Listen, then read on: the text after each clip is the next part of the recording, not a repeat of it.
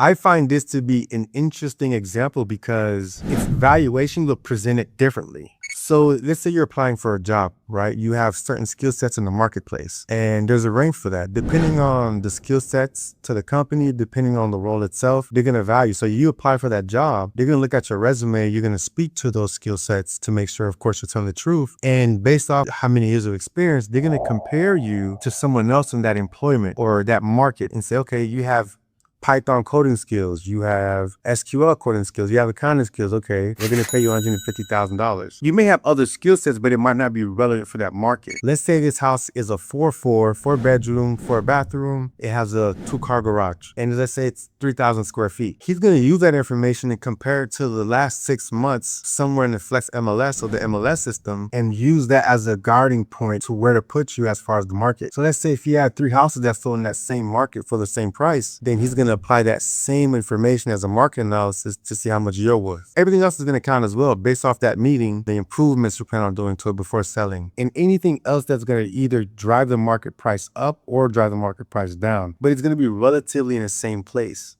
as far as everyone else.